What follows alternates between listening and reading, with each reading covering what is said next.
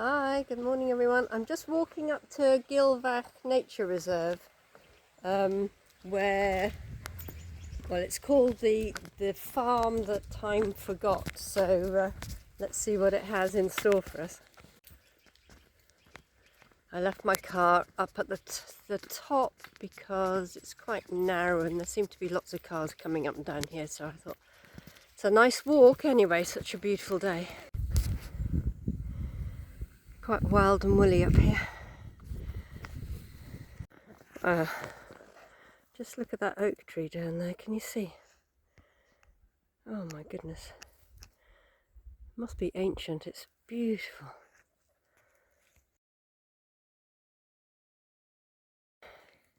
Camera doesn't really do it justice. It's really just one big room with a slightly raised floor here. Beautiful slabs on the floor.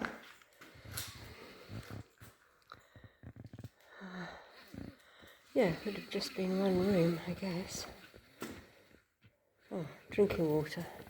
Ah, dog bowl. Nice collection of sheep skulls. Oh, Ruffy's pulling. Ruffy! I wouldn't mind taking a few of those home. And also some fox, I think, probably in there. Wow, what a pretty little place. Nestled on the edge of the Cambrian Mountains, you will discover Gilfach Nature Reserve.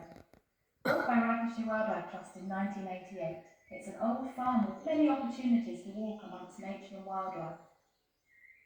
Gordon Parker was absolutely. There was also an exhibition by Bronwen Jenkins of her amazing textile art pieces. Unfortunately, I turned up at the same time as a load of walkers, so it was almost impossible for me to video them properly. The light was very bad. There's a hide here, so you can sit quietly and watch the dippers dipping in and out of that lovely little pool. And that. Oh, don't you just love it? The wind. Sound of the red kite. I've just been up there to that farm that time forgot, just in that wooded bit. Oh, it's quite blustery up here. This is a stone circle. I'm guessing maybe Iron Age. I don't know. I don't have any information on it really.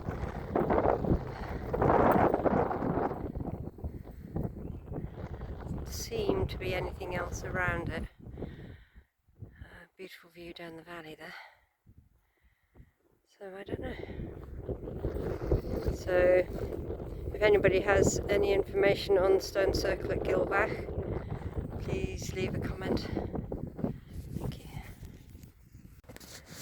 So as you can see from that those clips, that I went up to Gilfach, which is in the Radnorshire Hills today. Just fancied to walk up there, and this exhibition was on and it's only running for the rest of this week, so I thought I'd go while the sun was shining, because apparently we've got El Nino or something of the sort coming in this week.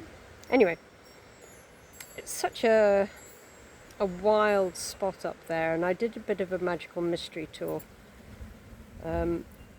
from where I live over the hills down really narrow little lanes. Got a bit lost because I was trying to find a well and I thought I knew where it was, and anyway I couldn't find it.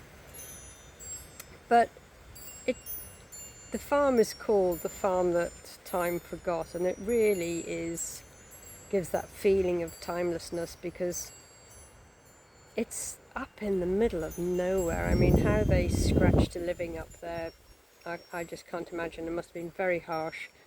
It's always been windy when I've been up there, and I just think in the winter it's jolly cold and snowy.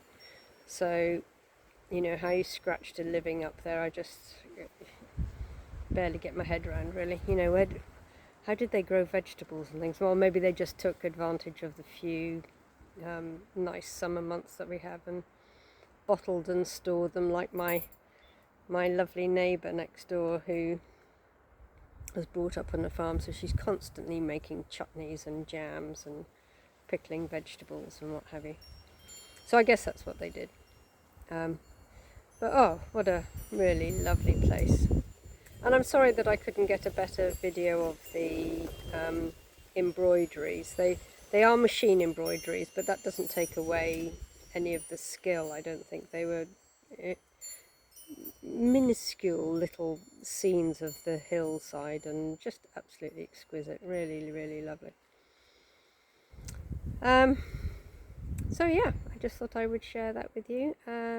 I'm feeling as if I need to be getting more inspiration on the artistic front, and going to the Mid Wales Arts Centre last week to have a look at those found objects boats.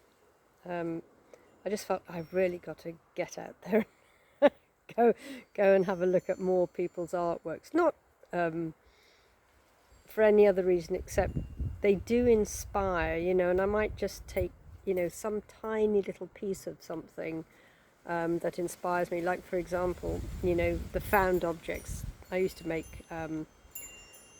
assemblages like that when I was in Gozo from driftwoods and things. So, you know, that was a good reminder that I just need to start collecting things again. And then today, this embroidery. Now, I don't do embroidery so much, but what I do is that I just sew on pieces of fabric, and that you know, that kind of inspired me to perhaps do something more detailed, or maybe some bigger ones. You know, hers were very tiny, and I just thought, oh, wouldn't it be lovely to see a huge textile work, you know, along the lines of the work that I do. So it's kind of inspired me to, you know, maybe over the winter to do some bigger pieces, a bit like those last couple that I showed you the other day. Not necessarily spirit doll stuff, but, you know, just sort of sewing on big pieces of fabric. So that's why I like going to have a look at other people's work, because it does kind of like spark something in me that I'll come back and I'll write a couple of pages in my sketchbooks just to remind me what I saw, and then at some point in the distant future I may refer back to them and just think, oh yeah, that was neat. I might do something, not copy, you know what I mean. I'm not copying, I'm not talking about copying, I'm talking about taking an element of something, like, you know, whether it was the colours or the just the idea of stitching onto fabric, you know, just really inspired me today. And she did some lovely ones with silk as well, actually, that looked like sheep's wool, obviously, but it was silk. Just sort of laying across a piece of fabric, and then they were sewn, it was sewn over the top of it. And it reminded me, and I don't think I've got a photograph of it, I did a huge wall hanging years back when I was in Gozo that was just all natural fibres, so silk, cotton, linens, all different shapes and sizes, kind of like an applique, but not so organised. It was just a collection of bits of fabric where I sewed over the top with gold thread and what have you. So that kind of reminded me that I'd done something along those lines before. So it's really important for me to just keep in touch with what other people are doing, really, just to remind me that, you know, I haven't forgotten about my art. And I'm feeling as if I need to get back into that creative side of me. And I think there's open studios down in Prestine this weekend, so I'm going to try and get down to that as well, but it's only on for 3 days, so I've got a few other things that I need to do at the weekend, so maybe I will, maybe I won't, but yeah. Anyway, hope you all have a lovely day. Ciao for now, see you again soon. Thumbs up and subscribe, please, it all helps. Thank you so much. Bye for now.